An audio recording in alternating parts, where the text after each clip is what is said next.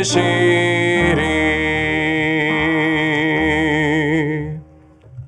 룻기 2장 14절에서 16절까지 말씀입니다.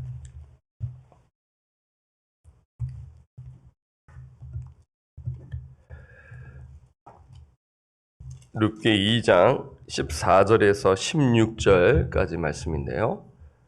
찾으셨으면 합독합니다. 식사할 때 보아스가 룻에게 이르되 이리로 와서 떡을 먹으며 내 떡 조각을 초에 찍으라 하므로 룻이 곡식 베는 자 곁에 앉으니 그가 볶은 곡식을 주매 룻이 배불리 먹고 남았더라. 룻이 이삭을 주우러 일어날 때에 보아스가 자기 소년들에게 명령하여 이르되 그에게 곡식단 사이에서 죽게 하고 책망하지 말며 또 그를 위하여 곡식 다발에서 조금씩 뽑아 버려서 그에게 줍게 하고 꾸짖지 말라 하니라. 아멘. 예, 오늘은 헤세드의 축복 교제라는 제목으로 말씀을 드립니다. 헤세드의 축복, 오늘 세 가지로 해서 이렇게 정리할게요. 그래서 내일 상당히 좀 중요한 그 부분을 또한 이렇게 연결지어서 볼 수가 있는데요. 헤세드의 축복 첫 번째는 보호였죠. 보아스로부터 룻은 보호를 받게 됩니다.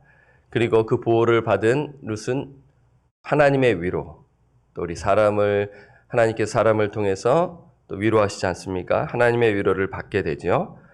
자, 열심히 룻은 이러한 은혜를 받은 것을 당연히 여기지 아니하고 감사하는 마음으로 열심히 이삭을 줍습니다. 이게 중요하죠. 받은 은혜를 당연히 여기는 것은 그것은 성경적이지가 않죠. 받은 은혜를 감사하며 최선을 다해 또 삶을 살아내는 것이 중요하죠. 자, 열심히 이렇게 이삭을 줍고 있는데 어느덧 점심시간이 된 것이에요. 일꾼들은 가져온 도시락을 가져와 이렇게 보리밭에서 이렇게 먹고 있는 것이죠. 그때 이 보아스가 열심히 이삭을 줍는 룻을 부르는 것입니다. 우리 한번 14절을 한번 볼까요? 14절 함께 읽겠습니다. 시작. 식사할 때 보아스가 룻에게 이르되 이리로 와서 떡을 먹으며 내 떡 조각을 초에 찍으라 하므로 룻이 곡식 베는 자 곁에 앉으니 그가 볶은 곡식을 주매 룻이 배불리 먹고 남았더라. 보아스가 룻에게 말합니다. 이리로 와라. 이리로 와라. 떡을 먹으며 내 떡 조각을 초에 찍으라. 여기서 떡 조각은 기름으로 요리한 떡의 일종인데요. 그렇게 또 볼 수 있고요. 또 떡을 찍어 먹는 초는 포도 식초 같은 소스입니다. 오늘날 우리도 그냥 떡 먹으면 좀 이렇게, 물론 떡 자체로 좋아하시는 분은 또 좋아하시겠지만 찍어 먹지 않습니까? 그렇죠? 고추장에 찍어 먹을 수도 있고, 꿀에 찍어 먹을 수도 있고요. 당시에 이 포도 식초 같은 소스에 찍어 먹으라는 것이죠. 딱딱했던 것이 또 소스에 찍어 먹으면 부들부들해진다고 하더라고요. 그리고 일꾼이 룻에게 볶은 곡식을 줍니다. 룻이 배불리 먹게 되죠. 지금 어떤 장면입니까?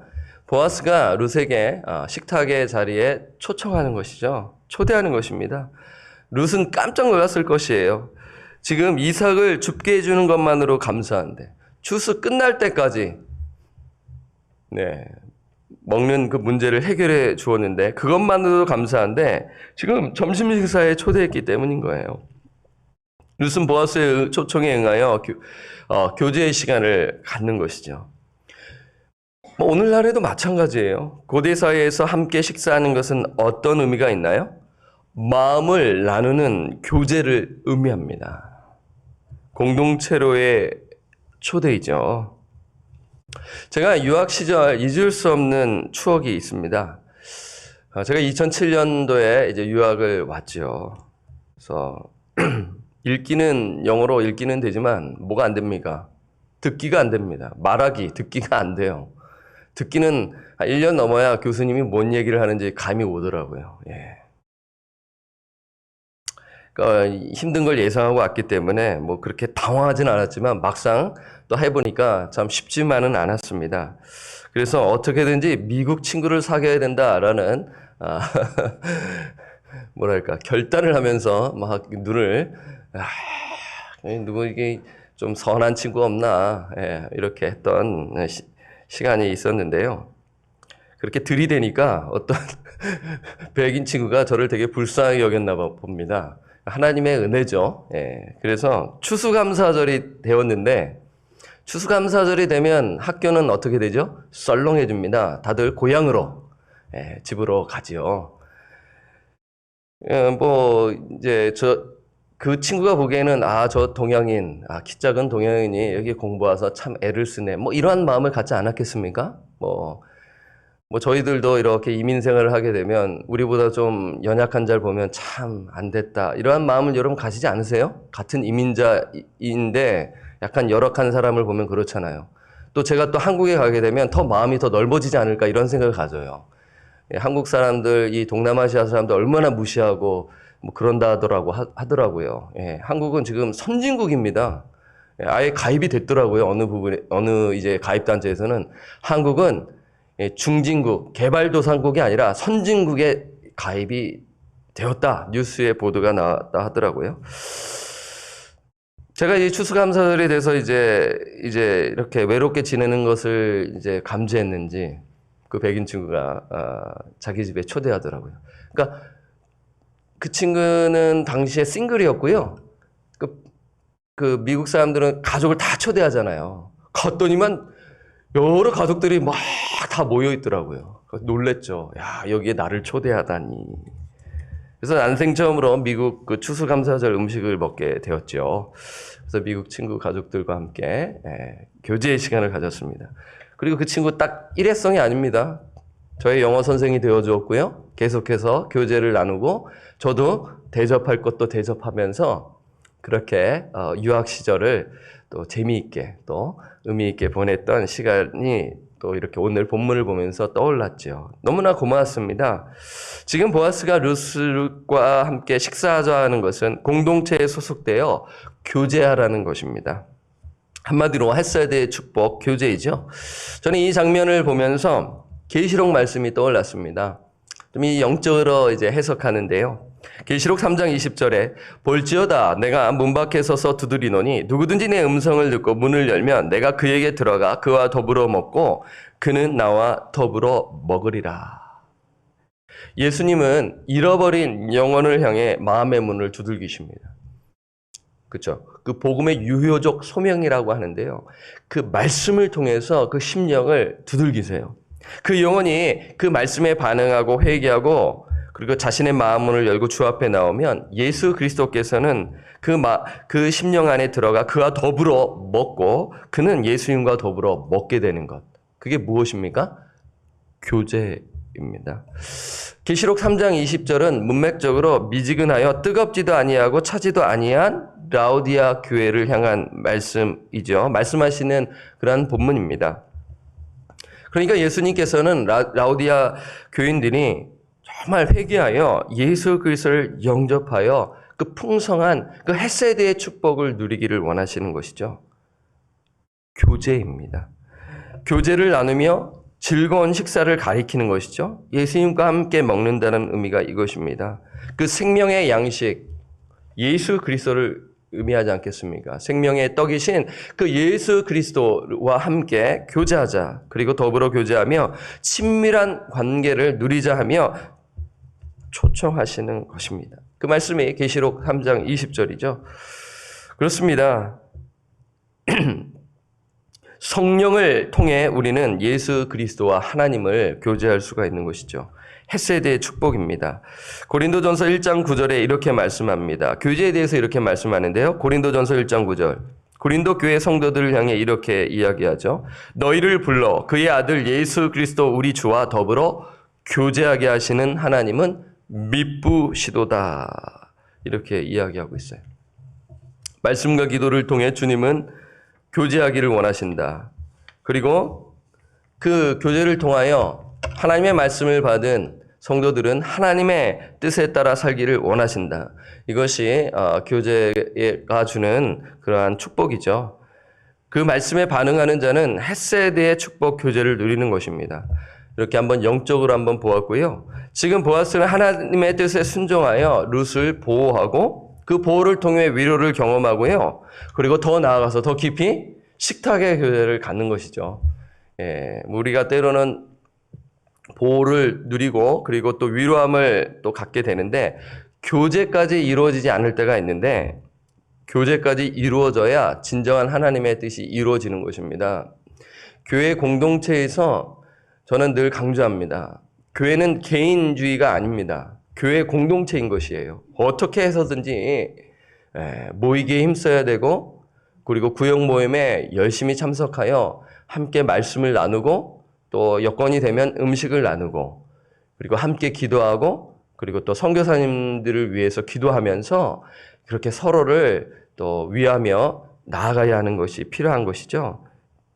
여러분 나중에 후회합니다. 내가 왜 공동체에서 이렇게 멀어졌을까? 나중에 진짜 후회한다니까요. 결국에 남은 거는 말년에 사람이 남고 또 사랑이 남기 때문에 이 교제를 평상시에 건강히 있을 때 잘 이렇게 가지셔야 하는 것이 중요한 것이죠. 또 멀리 떨어져 있는 사람들은 어떻게 해서든지 간에 우리 함께 교제하십시다 라며 초청하면서 기도하면서 해야 하는 것입니다. 자, 이러한 은혜를 지금 룻이 보아스를 통해 누리고 있는데요. 자, 15절을 보게 되면 이제 보아스가 더 넉넉히 필요한 것을 채워주는 것을 또한 보게 돼요. 자족의 은혜를 이제 풍성히 누리는데요. 한번 15절 보겠습니다. 룻이 이삭을 주우러 일어날 때 보아스가 자기 소년들에게 명령하여 이르되 그에게 곡식단사에서 죽게 하고 책망하지 말며 16절 함께 읽겠습니다. 시작. 또 그를 위하여 곡식다발에서 조금씩 뽑아 버려서 그에게 죽게 하고 꾸짖지 말라 하니라. 지금 보아스는 이제 일꾼들에게 룻을 위하여 명령하는 것이죠. 룻에게 곡식단 사이에서 죽게 하라. 왜 곡식단 사이에서 죽게 하라 했을까요? 간단합니다. 곡식단 사이에 이삭이 많기 때문인 것이죠. 여기서 이렇게 떨어진 그러한 곡식들이 있지 않겠습니까? 그리고 책망하지 말라는 것입니다. 왜 책망하지 말라고 했을까요? 책망할 수 있는 상황이기 때문인 것이죠. 이방인 신분이고 가난했기 때문에 그러면 사람들이 보통 그러면 그 마음 가운데 무시하려는 경향이 있어요. 내가 너보다는 낫다. 이런 마음이 있기 때문에 무시하고 모욕을 주고 상처를 주는 거야. 저리 가. 뭐 하는 거야. 하면서 상당히 자존심을 깎는 말을 할 수가 있는 것이죠. 이것을 미연에 방지하기 위해 룻을 책망하지 말라고 하는 것이죠. 너무나 세심하지 않습니까? 좀 이런 사람이 있죠? 우리 공동체에 있나요? 있습니다. 저는 믿습니다. 우리 방주 공동체에 따뜻한 분들이 계시는 줄 저는 믿어요. 그 공동체는 소망이 있습니다. 지금 룻을 위하여 또한 곡식다발에서 조금씩 뽑아 버려서 룻에게 줍게 하라고 하고 있습니다. 원래 규정대로라면 곡식단은 이삭 줍는 자들이 건드릴 수가 없는 것입니다. 지금 곡식다발에서 조금씩 뽑아 버려서 줍게 하라는 것은 곡식을 일부러 떨어뜨리라는 명령을 받은 것이죠. 이럴 수가 있나요? 그 양이 어느 정도 됩니까? 17절을 한번 볼까요? 17절 한번 보세요. 함께 읽겠습니다. 시작. 룻이 밭에서 저녁까지 줍고 그 주운 것을 떠니 보리가 한 에바쯤 되는지라. 내일 보겠지만 시어머니 나오미가 눈이 휘둥그레지죠. 빈손으로 갔다가 왔는데 그 양이 상당하다라는 것을 추측할 수 있죠. 한 에바가 그냥 이렇게 온 게 아니라 상당히 좀 양이 꽤 되는 것을 가져온 것을 알 수가 있어요. 한 에바는 킬로그램으로는 13kg에서 23kg이고요. 파운드로 하면 28파운드에서 50파운드라고 해요. 그 한인마트, K마트, 한마트 가게 되면은 그거 제일 작은 거 몇 킬로입니까? 16kg입니까? 15kg예요? 그거보다 조금 더 아니면 많게는 그 두 부대를 들고 온 거예요. 생각해 보세요. 빈손을 갖다가 그렇게 들고 오면은 여러분 가난한 자입니다. 아무것도 없는 자입니다. 놀래고 이게 뭔가 하면서 그렇지 않겠어요? 예, 먹을 것이 하나도 없는 상황에서 이삭 주스러 갔는데 쌀푸대 2개를 들고 나온 거니까 상당한 양인 것입니다. 기반이 없는 그녀에게 먹을 양식을 해결해 준 것이죠. 그것뿐만 아니라 소속감을 갖게 해준 것입니다. 따뜻함을 느끼죠. 나는 외톨이라고 생각했는데 저분을 통해서 이 소녀들과 교제하라고 하지 않습니까? 이러한 만족감을 누리는 것이죠. 보호, 위로, 교제를 누리는 것이죠. 이것이 헷세대의 축복인 것입니다. 여러분, 그래요. 말씀이 어렵지 않습니다. 근데 이게 이제 이것을 통해서 내일 하나님께서 행하신 일들을 이제 해석하게 되는 장면이 내일인데요. 어쨌든 오늘은 여기까지 말씀을 드릴게요. 자, 여러분, 이 헷세대의 축복, 보호와 위로와 이 교제는 우리 공동체에 반드시 적용해야 하는 것입니다. 공동체 안에 어려운 형편가 없는 자들이 믿음의 사람들의 도움으로 공동체로 인하여 자족의 은혜와 만족의 은혜를 누리게 될 것이기 때문인 것입니다. 공동체가 이것을 소홀히 하게 된다면 정말 하나님의 말씀을 불순종하는 것이고 죄를 짓는 것입니다. 그래서 정말 세밀하게 우리가 정말 도와줄 수 있는 분들을 찾아서 이렇게 해야 할 수 있는 그러한 미니스트리가 필요합니다. 좀 이전과는 좀 다르게 하실 필요가 있다라는 말씀을 드리고요. 어르신들 그리고 정말 소외된 분들을 잘 구역장님들께서 잘 해가지고 세심하게 정말 힘들어하는 분들을 우리가 작은 정성을 모아 도와야 할 것입니다. 여러분, 이것이 왜 필요하냐면 바울이 이러한 은혜를 체험했기 때문입니다. 여러분 잘 아시죠? 빌립보서 4장 18절에 내게는 모든 것이 있고 또 풍부한지라. 아니, 그분이 뭐가 있기에 풍부하다고 이야기했을까요? 에바브로디도 편에 너희가 준 것을 받음으로 선교헌금을 받은 것이죠. 그분이 선교헌금 받아가지고 뭐 하겠습니까?